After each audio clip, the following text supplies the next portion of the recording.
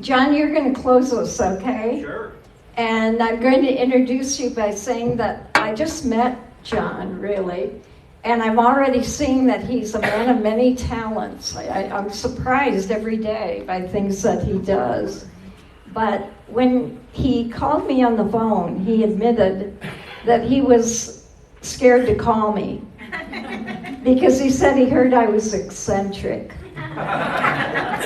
And now I really want to scare him because, you know, when I was talking about going around the countryside for 2 years visiting people in their homes, I never told them my name. I just came with signs and literature and an ear to hear them and somebody to call on them.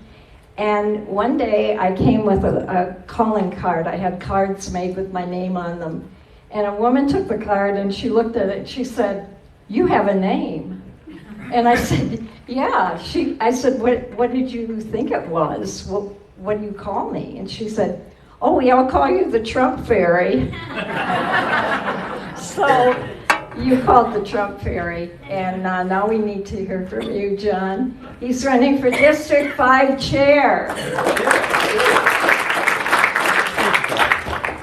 So I was taking notes with Parker's going. It's funny because part of what I plan on doing is a little bit of JD, a little bit of Parker.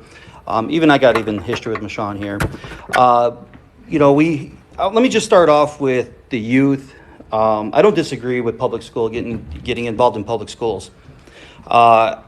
We only can do what we can do individually. So we only know what we know individually. That's a big task for Parker to go into a public school system and try to change Michigan. How many students are there? What I do know is in order to get the youth, you got to attract what they're doing. So it's not your opinion on what they're doing. I know I see a lot of kids sitting in bed playing on their phones. So we have to somehow attract the student. I'm sure sports participation's gone down tremendously. So how are we going to attract those students? Are we going to attract it through sports? Because sports participation's down, but sports does bring a level of bonding, if you will, right? So there are things that Parker's going to have to really, really think about. And of course, I endorsed him as well. Parker's been doing this for a couple years now, a few years. And he's a really hard worker. If you do anything other than just be a keyboard warrior, you're doing something. You're a top-tier delegate if you're doing more than just a keyboard warrior. And I tell you what, he's a top-tier delegate.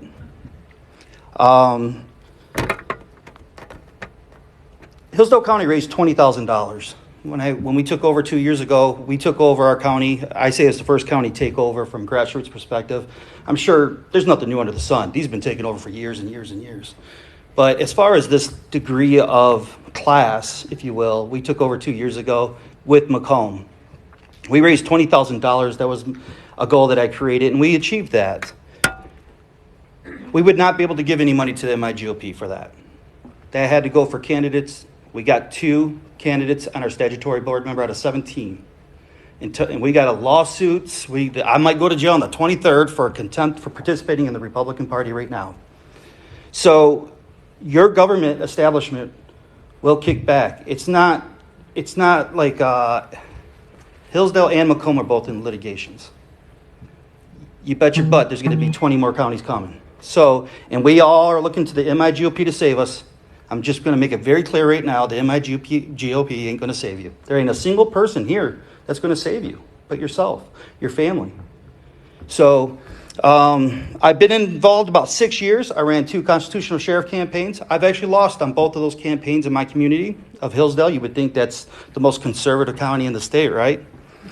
I'm a top-tier delegate. I'm a grassroots leader. I was an officer. I was the secretary of the Hillsdale County Republican Party. And to be honest, I did 90% of the work there. I was involved in starting Audit MI, something that Michonne told me not to do. Not because she's a bad person. I think she realized it wasn't going to go anywhere, kind of like those signatures that went down to the Capitol. That's a forensic, it's for an audit, citizens forensic audit. So we have to learn as citizens, as delegates, to combat the politician. We come up with our own bills, and we can do this, but we got to get enough signatures. To get an audit done, just the signatures alone was going to cost somewhere around $7 million. $7 million. Here, I'm calling Patrick Byrne for $400,000 just to get the printing cost. The Democrats are paying over $20 an hour for people to stay home on the signatures. You seen what happened in the governor's race, right? This is a big task. There's nobody that's coming on this stage, I can tell you right now, that has the answers for any of it. Nobody. We're going to have to work as a team and as a unit. So I worked with the 17 people on that. Matt DePerno being one of those people. Angela Regas, John Rocha, some names. But I was the coalition builder for that. I got them all in the room and said, shut the hell up and just let's do this. And we just went to it. I united District 5. So, like, I got Mark Howey talking now with Birchfield over in Calhoun, right? He's bitching on the feed rate just today because states changing rules as we go, and they don't want to get the rules down to the county leaders. They're not transparent enough. They're not fast enough. With all the forms of communication, we cannot communicate well enough anymore. It's just kind of strange. So I'm uniting District 5. Berrien County being my furthest county away from where I'm at. So I don't know Berrien County as well as I do some of these other counties. I've worked other campaigns. I worked a state rep campaign this last year. I lost in that as well. But I won in Hillsdale County. This is actually kind of special. I went up against an incumbent that had 12 times the amount of resources, 12 times the amount of the money. We actually won in Hillsdale County, but I lost in Branch. And you can go look at like why we lost or the statistics of how that panned out. Jonathan Lindsay, our state Senate, took all the resources from Branch County, and then there was no more for our campaign. You know, but my guy's going to run again in 2 years. We won in Hillsdale, so we overcame this idea that the establishment was holding us down in our own community. But we overcame that. Our numbers are doing good. And to be honest with you, I see this actually in a lot of areas. We got a lot of big losses, but we're actually getting some good wins in too. Even the House is getting some good wins. We're not going to be able to beat the big dogs on the first ride. We're not going to be able to do that. What we can do is start small, build our infrastructure. I could talk about how I got 6,000 hours logged. I got 2,000 hours logged this year on my phone. I can go into everything that I'm doing, but let me tell you some of the platform because I've got limited time here. My first number one goal, and it's ambitious, is to teach how each county to raise they're $100,000 per county. I only raised $20,000, right? How in the hell am I going to raise $100,000 per county? We got 10 counties that I'd be representing. So the first person I reached out to was Mike Markey. He ran for governor. He paid for his signatures and lost right away. He was one of the guys that nobody knew about. He lost $400,000. $400,000. If I lost $40, I'd be tearing up. So I went to him just recently, this last week. I'm already preemptively building this because whether I'm chair or not, it's irrelevant. It's irrelevant. I plan on doing this whether I'm chair or not. So we are developing a model and a system to try to do this. Now, it probably won't even happen in the first 6 months, 7 months, 8 months. It doesn't matter. The goal is to get $100,000 so we can get candidates some money in the election for 24. We got Trump or DeSantis running, and that's a positive no matter who's in this room, right? Hillsdale's 60+% pro-Trump. So whoever's on that candidate or on that ticket has a higher chance of winning no matter what we're looking at. And it's not much different when you start talking about our district. It is pro-red, heavily red. So that is a positive in 24. So if you got commissioners running that you know are conservative, the most important person is the sheriff. Get your sheriff in line. You get a constitutional sheriff lined up, he's got more odds of winning because he's on that Republican ticket. Let's run it. So raise $100,000 through PACs, trust, events. There's all going to be all kinds of things. If we have to develop a third-party PAC for for our county parties, let's do it. And then we can have 3 or 4 people making phone calls and generating revenue or generating those donations. The homeschool network was my second plan. I don't want to really go more into that. If you guys want to talk about that, you can come to me personally. But networking of churches. Proposal 3 was sprung on us. Nobody was prepared for Proposal 3. I don't know anybody that was like, oh, I knew that was coming. If you knew that was coming, why didn't you tell anybody? Also, the messaging wasn't clear. When you put the word complicating or complicated onto a yard sign, you're telling the voter that they're too dumb to understand it. The messaging wasn't clear. That's because we had 3 months to figure this out. We just didn't have the proper marketing for this. And we failed. We have to admit that we failed. So why isn't the churches already communicating with the GOPs in their communities? There's 100 churches in my township. Like, why don't they have speed dial? Hey, Joe, man, you see this? You know, that's not going on. So we have to build the whole infrastructure from day one. Whether it's rebranding, we have an identity crisis because nobody in this room could tell me what a Republican is. So we got an identity crisis, we got a branding problem, we got a messaging problem, and we have no data already going into this. We have to build all of it. So I already started the building of the database. That's just the start. All this is going to be a year. It's going to take a year to do all this. Veteran Coalition. How many people know like the local veteran leaders? We don't know that. Well, most of us don't know that, right? So there's going to be a Second Amendment issue coming up. Guarantee it. We should have them on speed dial right away. And we have to force this. We have to force the relationship. Because a lot of Legion guys are like, oh, we can't participate in politics. That's BS. They can. Also, on the platform, I got congressional coverage, which there will be. Currently, right now, my district leader goes and eats steak every month and goes home. So anything we do is more than what they've done in the past. So as far as congressional coverage, right now, Tim Walberg is your congressman. And realistically, he's $2.2 million and a Trump endorsement. If you have a candidate that can outbeat that, we'll take it on. But realistically, we have to pick and choose our battles here. And he's running in 24. So we have to pick and choose what's smart, what's more important here, what's our priorities. We have to put that in line. I have my vision and my ideas for this. But I can't do it alone. We're going to have a team. Also, my last idea here, or my vision for this, is a phone application generation. So we are behind the time. The fact of the matter is that conservatives don't like cell phones, technology, various different things. Be honest with you, you can not like it all you want. You want to draw on some new people, you want to draw on a new audience, you better get with the time.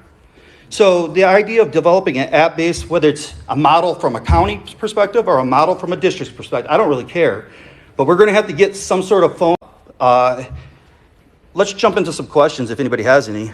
Sir? You said that the Legion is politically neutral. Please specify, because I run up against it. Yeah, so like Corey Murray's my Legion guy. He's the local newspaper reporter guy in my town. He was in the military, and he's like, I can't get nothing political. You know what? If he won't endorse us, we'll endorse him. So for an example, if Right to Life doesn't support my candidate, do you know what I put? Right to Life, we endorse them on the flyer. That's how you draw that in. Nobody knows the difference when they see a flyer. They just see it, right? There is ways you could do this, but it requires ideas. This is my number one problem in my Republican Party that has just flipped over with this. It took 2 years. We got enough hands. We could push the blocks for pyramids today. We need ideas. I can't think of every idea. You have to think of ideas. Another thing is you're our individual. So going to the gentleman over here that was talking about the coverage for MIGOP. Well, what coverage did we give MIGOP?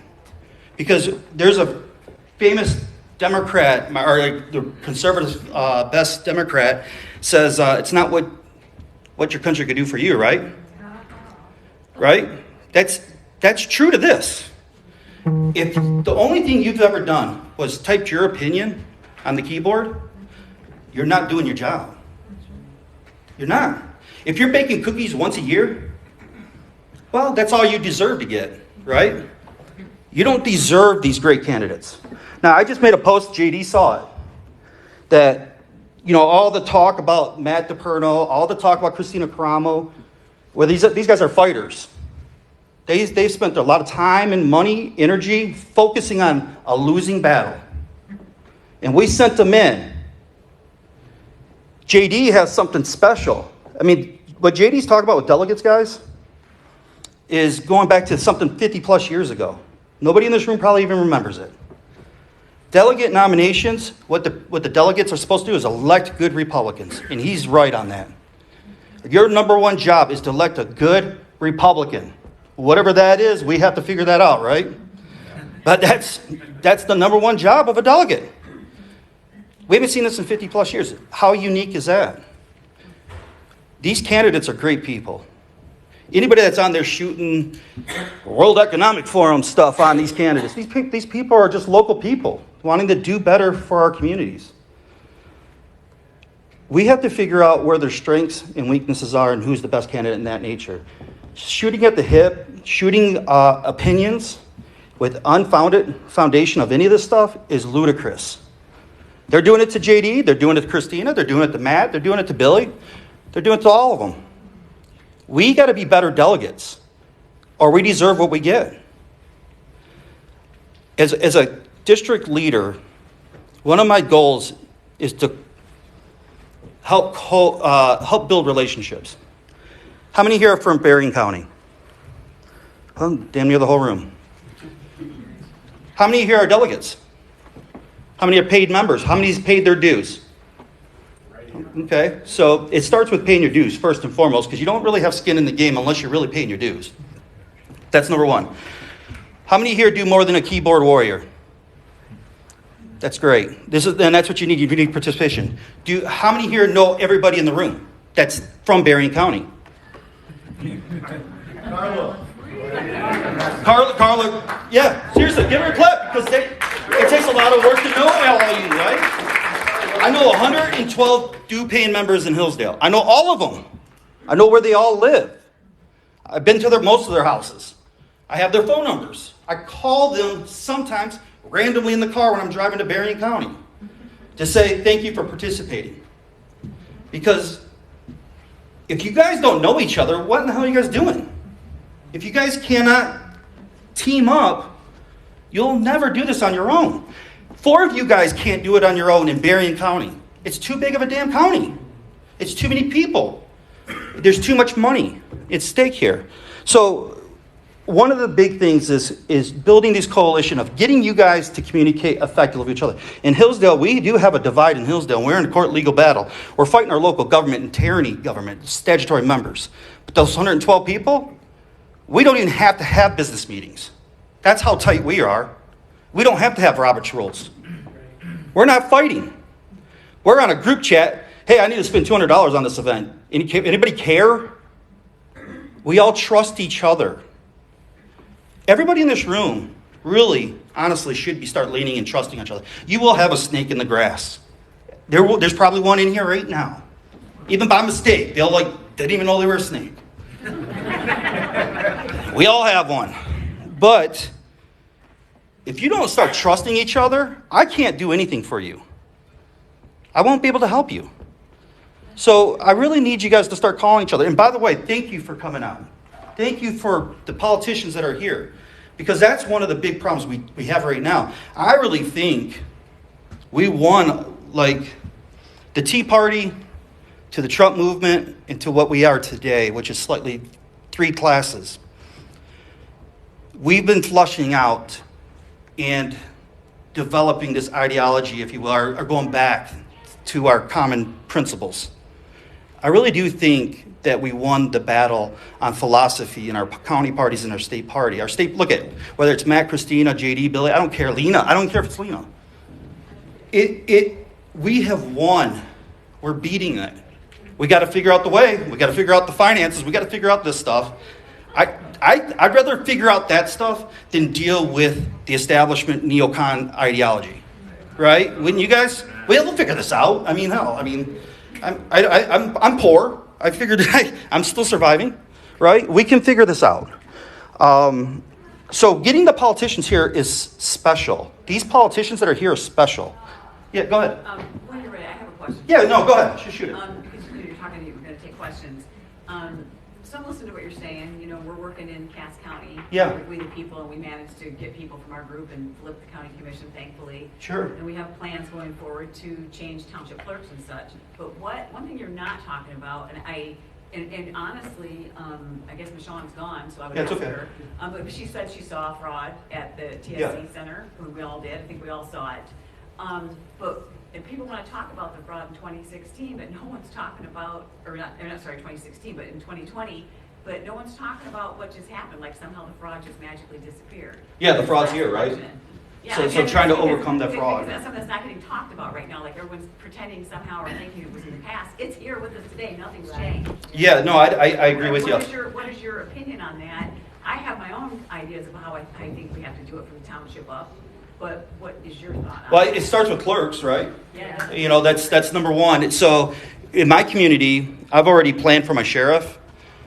Finding credibility is a challenge. Like John Lindsay has credibility. And a lot of people don't want that kind of responsibility for that kind of pay, and it becomes a challenge. So it's your job as precinct delegates and as community leaders and as paying members and as a father and a mother to go find that person. Right. It is. It's all of our jobs to find that person in each of our counties. So this is actually, like if JD wins, how are we going to push this nomination system? How are we going to push this stuff? It ain't going to happen with 83 clerks that are against us. We have to get these conservative clerks. That's number one, in my opinion, as far as trying to change the system with what our limitations are. Is with the first and foremost, I can raise $10,000 to get a clerk in. And I think everyone in this room actually has that capabilities.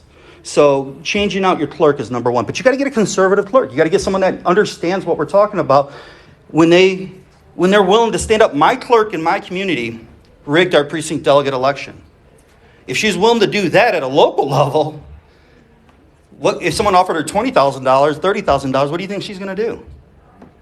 So she came in February or January or February, and spoke to my body. I haven't seen this woman in 3 years. She's been to 6 meetings in like 6 years. So she comes in and she says, well, there was fraud, there was cheating, but it didn't happen in Hillsdale County. Okay, how do you know? Right? Because there has never been an audit. Now, there's been recounts. That's how you know the challenge of the dominions. Like, it's easier to debunk the computer fraud than it is to debunk where these ballots come from. And that's one of the challenges we're having in this election integrity BS. But realistically, get those clerks out, get good clerks in. That's a good start. Now, my clerk, I asked my clerk, did you complain to the Clerks Association? Because if you have 75 clerks that are poor and rural, like Hillsdale, they outnumber the 5 or 6 that are city. She said no, she didn't complain. She didn't want to ruffle the feathers. So really that's what we could do effectively as individuals. Go ahead. A lot of people here worked on the recounts. Yeah. Put lots of effort, training, hours into that. I would like to know your opinion on what these recounts might do or not do. Do you have any hope that the recounts are going to make any difference? I actually don't think they're going to make a difference right now. Until we get constitutional sheriffs in place, like JD has already spoke about, until we get prosecutors that are going to prosecute, until we get clerks that are going to actually call this shenanigans out, we have to win elections. 24 is coming. We have to, just one second, I'll get you next, Ezra. 24 is coming. We got 2 years. Pick something that you know you can achieve. Pick something. I don't care if it's school board people, if it's a sheriff, if it's a county commissioner. Pick something. Be ambitious. Don't overdo it. You know, if you can't eat 3 pounds of chicken, don't do that. You know, but if you can eat a pound, you know, shoot for that. And get a seat elected. Really shoot for the sheriff, clerk, prosecutor. The judges are heavy. I met with Thomas Cameron that just won on his, well, he was the only one running for that seat, but I met with him in Detroit. He told me that we're losing appellate court judges. If you're never going to get your day in court, kiss it goodbye. You know, we're going to have to overcome this cheating by working harder. Working smarter, working harder, working as a team. And honestly, I think the teamwork is the most important thing out of all of it. Because if you don't have a unified body here working as a team and loving each other and calling each other and being a part of each other's lives, I don't think Berrien County is going to go anywhere. I've seen this time and time again. Until Hillsdale united as a team, we weren't able to achieve what we achieved. And I can show you a flip book of what we achieved. I got countless and countless of things that we did achieve that were magical. I think Berrien is special. You guys got a lot of people. There's a lot of resources here. There's a lot of money here. There's a lot of conservatism here. So start talking to each other. Really. I hope wherever I can. Anybody that wants to run for state committee, I need a team. District 2 right now, District 2 is a big county. They got 20 people lined up. They got shirts. They got lanyards. They got posters they're going to put at convention. They're hyped. They're hyped. We could be hyped too. Do you have to be on the district committee to run for state committee? So What's the hierarchy there? How does that work? no, so like Berrien County will get a state committee person. So the way I think Mark, if I'm not mistaken, the way we're going to do it is say there's 3 people that want to be state committee here. We're going to allow the county to choose that person, and then we'll support the county, as that's the idea of where we're going to be at. I don't know if there's any other rules to that. I think technically, if 3 people are going to run, they could come. But there's a gentleman's rule, like, I don't know who's in Calhoun. I don't know those people. I'll leave that to that county party to choose that person. I'll work with anybody in the field. I don't care if they're a neocon, because we'll eventually what will happen is the neocon will call himself out, and we'll just ignore him, right? Yeah, but does the district chair Yeah. pick them, or do the delegates? No. The delegates will pick the state committee people. Yeah, no, I don't pick anybody. Okay. And to be honest with you, I'm not a boss. If you want to come and participate, then you're coming participating. I'm not going to sit there and tell you what to do. I'll give ideas. You'll give your ideas. But I'm never going to sit there and say, well, you should just do this. And I won't do that. But so, oh yeah, go ahead, Editor. Yep. I just want to make a comment on the recounts. Yeah, it is. On the recounts, everybody has to understand you're recounting good votes and fraudulent votes. Tells you nothing. Okay? That's right. The other thing I wanted to say is I've known John Smith for over 2 years, and I'm very proud of the fact that we were in Marshall, Michigan with my campaign manager, and all 3 of us were asked to leave. Myself, my campaign manager, and John Smith. We were the only ones that were asked to leave. You remember that night? That was actually Jackson. Or Jackson. Yeah, so that's in my district, by my district chair that's from Hillsdale. That's a Democrat, by the way.